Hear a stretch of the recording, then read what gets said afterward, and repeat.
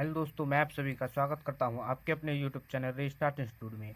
आज हम प्रश्नावली 3.4 के क्वेश्चन नंबर 10 से आगे सॉल्व करेंगे। और इससे पिछले वाले वीडियो में हमने क्वेश्चन नंबर 9 तक सॉल्व किए थे और इसमें हम क्वेश्चन नंबर 10 से आगे सॉल्व करेंगे। तो बच्चों, वीडियो पर नए हो तो वीडियो को लाइक कर दें और चैनल को भी सब्सक्राइब कर लें। तो नंबर 10 को स्टार्ट करते हैं। तो देखिएगा, क्वेश्चन नंबर 10 है कि ये हमको एक क्वेश्चन दिया गया है और हमको इसमें क्या करना है कि इसका क्या करना है, व्युत्क्रम ज्ञात करना है। वो कैसे ज्ञात करना है कि जब इसका अस्तित्व हो तो हमको उसका क्या करना है, प्रारंभिक रूपांतरण के प्रयोग से इसका व्युत्क्रम ज्ञात करना है। ठीक, तो हम क्या करेंगे कि सबसे पहले इसको किसी के बराबर मान लेंगे। तो हम क्या कर रहे हैं, इसको हम मान लेते हैं। हमने इसको a के बराबर मान लिया, यानी हम इसको a के बराबर मान ले रहे हैं। और ये इसके यहाँ से देखो कि हमने इसको a के बराबर मान लिया है। अब क्या करेंगे कि हमको अस्तित्व देखना है और तभी हम इसका क्या करेंगे कि व्युत्क्रम ज्ञात करेंगे। तो यहाँ पर देखिए, इसका अस्तित्व देखेंगे तो यहाँ पर देखिए क्या करते हैं अस्तित्व के लिए कि इसकी गुणा इसमें करते हैं और इसकी गुणा इसमें करते हैं। तो यहाँ पर तो ये हो जाएगा क्या, 6 हो जाएगा। और देखिएगा बीच में होता है माइनस, और ये माइनस का 4 और ये माइनस का 1, इन दोनों की गुणा करेंगे तो ये हो जाएगा 4 और ये माइनस माइनस हो जाएगा प्लस। तो यहाँ पर क्या आ जाएगा, 4 आ जाएगा प्लस का। तो यहाँ से इसको माइनस करेंगे तो क्या आ जाएगा, इसका मान 2 आ जाएगा। इसका मान क्या आने वाला है, 2 आ जाएगा। और फिर यानी ये क्या आ चुका है, डज नॉट जीरो, यानी ये जीरो के बराबर नहीं आया है। तो यहाँ से क्या लिख सकते हैं हम कि अतः क्या लिख सकते हैं कि a, यानी क्या लिख सकते हैं कि a के व्युत्क्रम, यानी a के व्युत्क्रम का अस्तित्व है, यानी इसका अस्तित्व है। तो हमको कैसे पता चला कि इसका अस्तित्व है, तो यहाँ पर देखिएगा कि अगर यहाँ पर ये इसका मान आया है 2, अगर यहाँ पर ये 0 आ जाता तो इसका जो है इसका अस्तित्व नहीं होता। अब इसका मान क्या आया है, 2, और अब क्या पता चला कि इसका अस्तित्व है। तो हमको पता चल गया इसका अस्तित्व है। तो अब क्या करेंगे, इसको हम प्रारंभिक रूपांतरण के प्रयोग से इसको आगे सॉल्व करेंगे और इसका व्युत्क्रम ज्ञात करेंगे। तो यहाँ पर लिखिए, प्रारंभिक रूपांतरण के प्रयोग से हम इसको सॉल्व कर रहे हैं।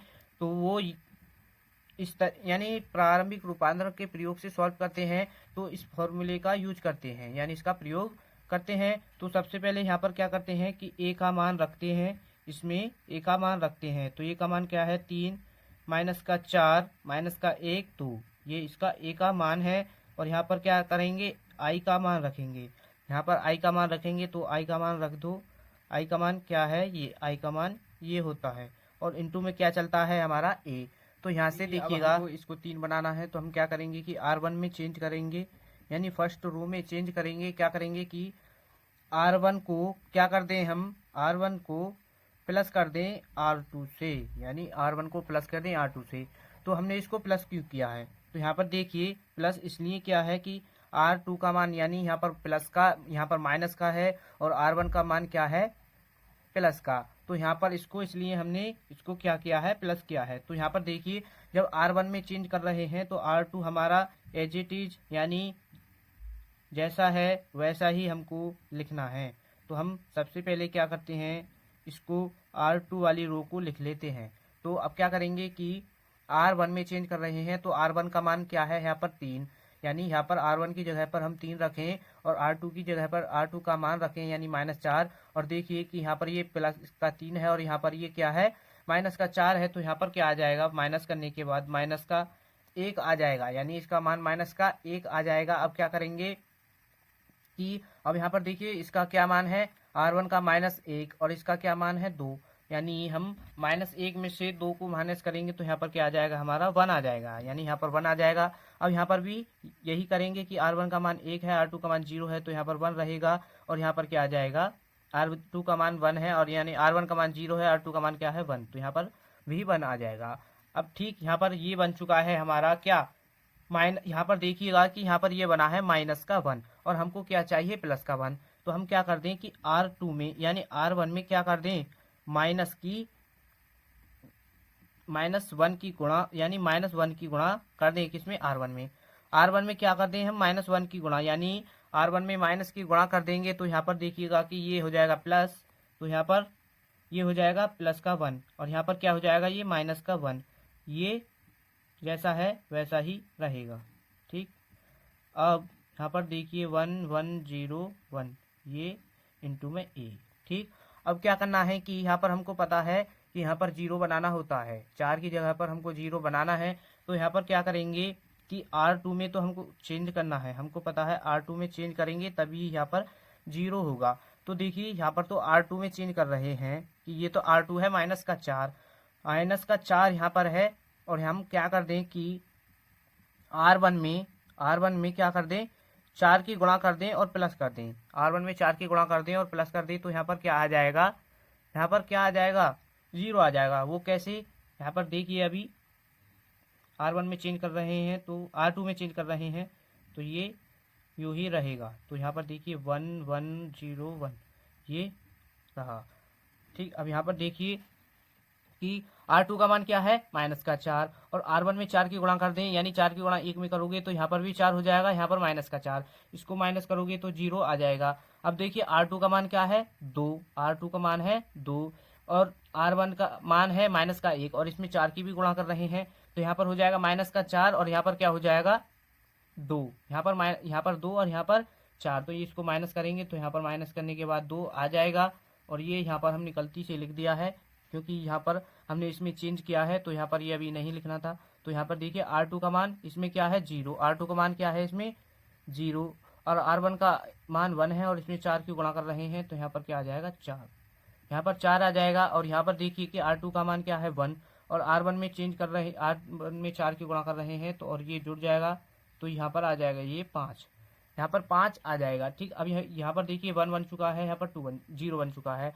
अब क्या करना है कि यहाँ पर क्या करना है, हमको 1 बनाना है। तो देखिए यहाँ पर 1 कैसे बनाएंगे कि R2 में क्या कर दें, चेंज कर दें, R2 में चेंज कर दें क्या कि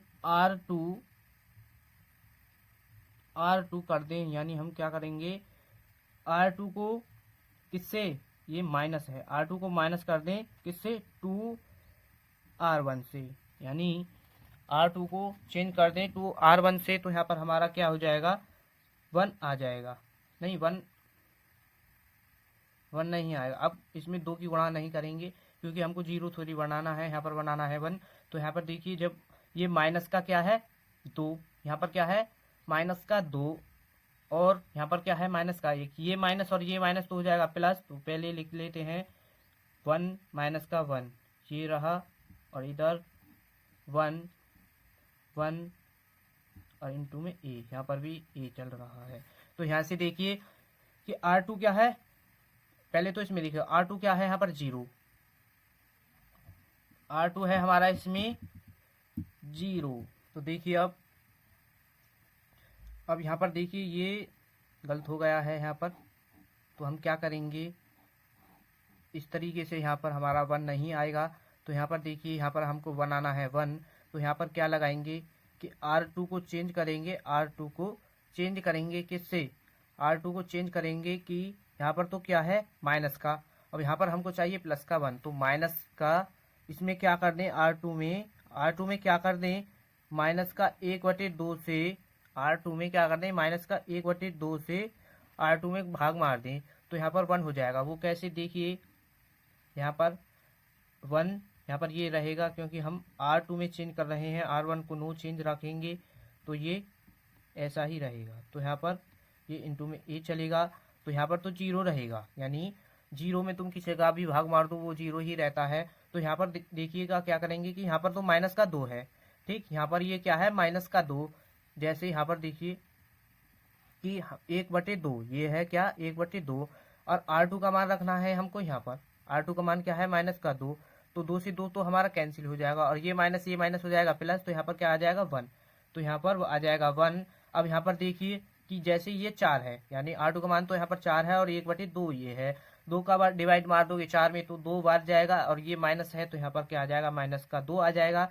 और यहाँ पर देखिए कि ये है 5, यहाँ पर क्या है, ये 5 है, यानी R2 का मान 5 है और ये 1/2 से डिवाइड मार रहे हैं, तो यहाँ पर क्या आ जाएगा, 5/2 आ जाएगा। यहाँ पर क्या आ जाएगा, 5/2 आ जाएगा। तो यहाँ पर देखिए, ठीक, यहाँ पर ये 5/2 आ चुका है, यहाँ पर 1 भी बन चुका है।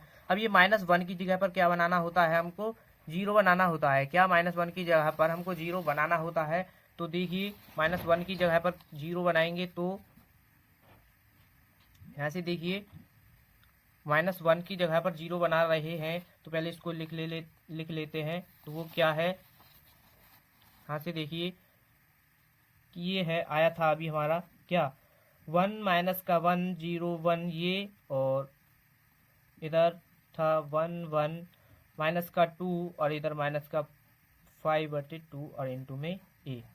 ठीक, ये था। तो हमको यहाँ पर -1 की जगह पर 0 बनाना है, तो हम क्या करेंगे कि R1 में चेंज करेंगे। R1 में क्या करेंगे, चेंज करेंगे। किससे, कि हम यहाँ पर देखिए कब 0 कब होगा, कि R1 में क्या कर दें, हम प्लस कर दें R2 को, R1 में प्लस कर दें R2 को, तो यहाँ पर 0 हो जाएगा। अभी देखिए यहाँ पर क्या है कि R1 का मान क्या है, यहाँ पर 1, R2 का मान 0 है, तो यहाँ पर क्या रहेगा, 1। अब यहाँ पर देखिए R1 का मान क्या है, -1। यहाँ पर अगर हम R1 का मान -1 रखें, R2 का मान 1 है, तो इसको माइनस करेंगे तो वो हो जाएगा 0, और यहाँ पर 0 1 ये रहेगा R2। और यहाँ पर क्या करेंगे, देखो, अब देखो यहाँ पर R1 का मान क्या है, 1, और R2 का मान क्या है, -2, यानी 1 और -2, इसको माइनस करेंगे तो यहाँ पर क्या आ जाएगा, -1 आ जाएगा, और इसमें यहाँ पर 1/2। अब ये R2 यानी 5/2, यानी इसमें कोई चेंज नहीं है, तो इसको लिख लेते हैं। तो यहाँ पर देखिए, अब यहाँ पर क्या है, 1, यहाँ पर क्या है 1, और यहाँ पर क्या है, ये -5/2। तो इसको देखिए अभी सॉल्व करेंगे, थोड़ा इसको सिंप्लीफाई करके दिखाते हैं कैसे होगा, कि R1 प्लस R2 है, ठीक, इनके मान रखने हैं। तो R1 का मान तो क्या है, 1, और यहाँ पर R2 का मान क्या है, -5/2। ठीक, अब ये क्या बन गया, भिन्न बन चुका है। अब इसका एलसीएम लेंगे 2, तो यहाँ पर क्या आ जाएगा, 2 -5, और इसको माइनस करेंगे तो यहाँ पर क्या आ जाएगा, -3/2। ये -3/2 आ जाएगा, तो इसलिए यहाँ पर क्या रख देंगे हम, -3/2। यहाँ पर -3/2 कर देंगे। तो अब ये क्या बन चुका है, i, इधर i बनाना होता है। अब क्या करना है हमको, इसका व्युत्क्रम ज्ञात करना था, तो हम इसका व्युत्क्रम ज्ञात कर रहे थे। तो इसका व्युत्क्रम आ चुका है -1 -3/2, और इधर -2, और इसका -5/2। इसका क्या आ चुका है, इधर ये क्या आ चुका है, इसका व्युत्क्रम। तो व्युत्क्रम क्या होता है कि जब इधर वाली साइड को आप क्या बना रहे हैं, i का मान बना रहे हैं, तब वो i का मान बन जाता है, और वो यहाँ पर जो मान होता है, ये i वाला मान, वो क्या होता है, a इनवर्स, यानी व्युत्क्रम होता है। तो वो मान क्या होता है, उसी क्वेश्चन का आंसर होता है। तो ये आपको अच्छी तरीके से समझ में आ गया होगा। अगर ये थोड़ा भी आपको समझ नहीं आया है तो क्वेश्चन नंबर 11 यानी 11 को करेंगे। तो यहाँ पर देखिए अब क्या करना है आपको, आपके लिए अब देखिए कि क्वेश्चन नंबर 11 आपको होमवर्क में दिया जा रहा है। क्वेश्चन नंबर 11, ठीक, क्वेश्चन नंबर 11 और 13 आपको होमवर्क में दिए जा रहे हैं। क्वेश्चन नंबर 11 और 13, क्वेश्चन नंबर 11 और 13 आपको होमवर्क में दिए जा रहे हैं, क्योंकि ये सभी क्वेश्चन यानी क्वेश्चन नंबर 1 से लेकर के क्वेश्चन नंबर 14 तक ये सभी क्वेश्चन एक से हैं, यानी सेम टू सेम क्वेश्चन है। तो ये आपको अच्छी तरीके से समझ आ गए होंगे। तो इसलिए क्वेश्चन नंबर 11 और 13 को हम आपको होमवर्क में दे रहे हैं। तो अब आप इनको क्वेश्चन कर लेना, ठीक। अब क्वेश्चन नंबर 12 और 14 थोड़े से इससे अलग टाइप के हैं, यानी अलग टाइप क्या, बिल्कुल इसी टाइप के हैं, थोड़ा सा इसमें अंतर है। तो इसमें क्या करेंगे कि क्वेश्चन नंबर 12 और 12 और 14 को हम सॉल्व कराएंगे। तो देखिए क्या करेंगे, तो सबसे पहले क्या करेंगे कि क्वेश्चन नंबर 14 को सॉल्व करेंगे। तो यहाँ पर क्वेश्चन नंबर 14 को देखिए, ये है क्वेश्चन नंबर 14। तो इसका करने का तरीका बिल्कुल वही है जो बाकी पिछले क्वेश्चन में क्या था। तो सबसे पहले इसमें क्या करेंगे कि इसको हम मान लेंगे, माना इसको a के बराबर मान लेंगे। तो यहाँ से a के बराबर मान ले रहे हैं, तो ये 2 4 1 2, तो हमने क्या कर लिया, इसको a के बराबर मान लिया, ठीक। अब इसमें भी वही करना है कि हमको इसका व्युत्क्रम ज्ञात करना है और किसके द्वारा करना है, प्रारंभिक रूपांतरण के प्रयोग के द्वारा हमको इसको ज्ञात करना है। तो यहाँ पर क्या करना होता है, सबसे पहले इसका अस्तित्व देखते हैं कि इसका अस्तित्व है कि नहीं। तो यहाँ पर क्या करेंगे, इसका अस्तित्व देखेंगे कि 2 की गुणा 2 में करेंगे, 4 की गुणा 1 में, तो यहाँ पर क्या आ जाएगा, 2 की गुणा 2 में कर दोगे तो यहाँ पर क्या आ जाएगा 4, और 4 की गुणा 4 में इसमें 4 की गुणा 1 में करोगे तो यहाँ पर भी 4 आ जाएगा, और माइनस करने के बाद आ जाएगा 0। तो ये 0 आ चुका है। हम इससे पिछले वाले क्वेश्चन में बता दिए थे कि जब ये मान 0 आ जाए तो वो उसका क्या होता है, अस्तित्व नहीं होता, उसका क्या अस्तित्व नहीं होता, और उस क्वेश्चन को हम आगे सॉल्व नहीं करते। ठीक, उस क्वेश्चन को वहीं पर छोड़ देते हैं। तो यहाँ से इसका उत्तर क्या हो जाएगा, इसका मान 0 आ चुका है, तो यहाँ पर लिख सकते हैं हम अतः क्या लिख सकते हैं, ए के व्युत्क्रम का अस्तित्व नहीं है।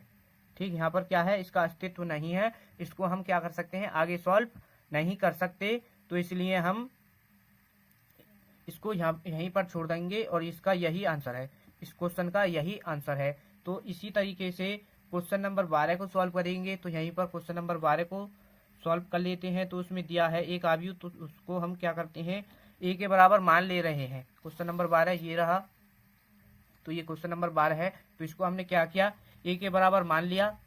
ठीक, क्वेश्चन नंबर ए को ए के बराबर मान लिया। यहाँ पर देखिए ये है क्वेश्चन नंबर 12 था, और हमने इसको ए के बराबर मान लिया। इसका हमको अस्तित्व चेक करना है कि इसका अस्तित्व है कि नहीं, और फिर इसको आगे सॉल्व करेंगे। तो यहाँ पर देखिए इसकी गुणा इसमें करेंगे, इसकी इसमें, तो 6 की 1 में करोगे तो यहाँ पर 6 हो जाएगा, और देखिए बीच में माइनस होता है, 3 की गुणा 2 में करोगे तो ये तो हो जाएगा 6। अब ये माइनस और ये माइनस हो जाएगा प्लस, तो यहाँ पर ये प्लस लगा दें इस तरीके से, तो प्लस माइनस माइनस, तो यहाँ पर माइनस ही रहेगा। अब 6 से 6 को माइनस करोगे तो क्या आ जाएगा 0। यहाँ पर भी 0 आ चुका है। इससे पता चला कि इसका भी अस्तित्व नहीं है। तो यहाँ पर लिख सकते हैं हम अतः एक ए के व्युत्क्रम का क्या है, अस्तित्व, ए के व्युत्क्रम का क्या है, अस्तित्व नहीं है, ए के व्युत्क्रम का अस्तित्व नहीं है, और यही इस क्वेश्चन का क्या है, आंसर है। तो क्वेश्चन नंबर 12 और 14 को हमने सॉल्व कर दिया है, और क्वेश्चन नंबर 11 और 13 आपको होमवर्क में दिए गए हैं। तो इन क्वेश्चन को आप जरूर कर लेना। आपसे एक छोटी सी रिक्वेस्ट है कि चैनल पर नए हो तो चैनल को जरूर सब्सक्राइब कर लेना, और वीडियो को भी लाइक कर देना। मिलते हैं नेक्स्ट वीडियो में, धन्यवाद।